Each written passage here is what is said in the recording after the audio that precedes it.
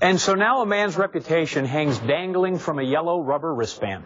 Lance Armstrong, sports icon still, or cheater like so many of the rest? Can a man be a quitter and a survivor just the same? It's difficult because in sports we tend to view things and athletes as we want them to be, not necessarily as they are. Did Armstrong win 7 Tour de France races? The history books will say no. But a lot of people saw him in a yellow jersey in the Champs-Élysées. The money he raised, the hope he fueled, that's real. The bike, regardless, still made it all happen. Jeremy Schaap on The Peddler Man. From the day he claimed his first Tour de France in 1999, Lance Armstrong has embodied for millions the indomitability of the human spirit. He defied the death sentence of late-stage cancer, and then for 7 consecutive years, he defied the punishing mountains of the Alps and Pyrenees. Anyone who saw him dust the competition year after year in the most grueling mainstream sports event ever conceived could only be awed by his physical genius and grit. But almost from the beginning of his rise from cancer patient to global icon, his accusers have maintained that it wasn't only death he was cheating. In a sport thoroughly corrupted by chemical enhancement, it seemed highly unlikely, if not impossible, that a clean athlete could win, much less dominate. Yet Armstrong passed test after test. He was the target of countless investigations and accusations. But to the consternation of his pursuers in government, the media, and the sports world, none of the allegations could be made to stick. We've proven time in and time out that we're clean. When Armstrong won his record 7th consecutive title in 2005, he announced his retirement, and it seemed the case was closed. If he'd cheated, he'd gotten away with it. Then he returned to ride again in 2009. Surely, if he'd been cheating in the past, he wouldn't risk everything by cheating as a 37-year-old, when so little was expected of him anyway. By finishing 3rd in that 2009 tour, he'd made a statement. But it wasn't enough.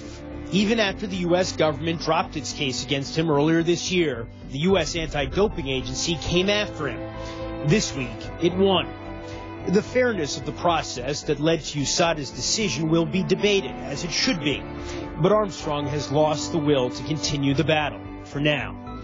The athlete who overcame so much, who never backed down from a fight, whether in the media or in the saddle, ultimately could not overcome this challenge to his legitimacy. In the eyes of many, he becomes just another tarnished doper, no better than Mark McGuire or Marion Jones or Ben Johnson. But for many of those that Lance Armstrong inspired, the case against him is irrelevant. They don't care whether he cheated.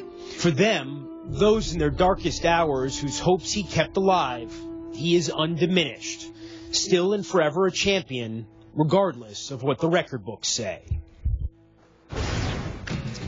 Some facts about the Lance Armstrong Foundation, which of course is cycling his work to raise awareness and money for cancer survivors. 27, the number of trademarks the Lance Armstrong Foundation has for the word live strong. 5,708 days the Lance Armstrong Foundation has been incorporated. 225,700. That's the number of people the foundation says it has served in person, online, or on the phone in its cancer network in the last year. 16.7 million is the amount in dollars the foundation has generated in event revenue over the past year. Well, let's welcome in Peter Flax. He's Bicycling Magazine's editor-in-chief. Peter, according to our Sports Nation poll, 86% of fans still view Armstrong in a favorable light. How do you reconcile the fact Armstrong won't be remembered as perhaps one of the greatest cyclists ever? Well, I think that his legacy is being shaped right now. I think in my mind and a lot of cyclists' minds, you know, he's a cheater, but he also will remain the greatest cyclist of his generation and one of the greatest bike racers of all time. And I think that's how he'll be remembered in history. In your mind, what will Armstrong's legacy be now?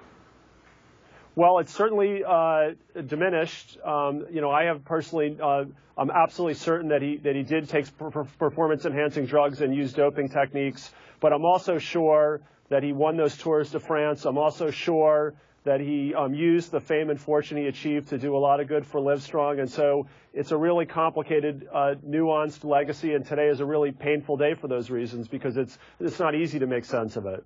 Well, in light of what has transpired over the last day, in your estimation, how clean is cycling now?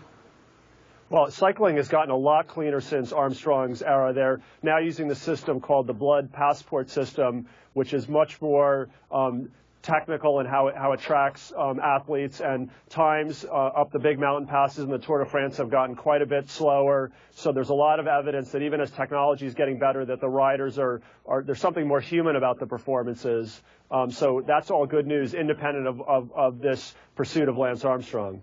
Bicycling Magazine editor-in-chief Peter Flax, thanks for sharing the insight. Good to be here.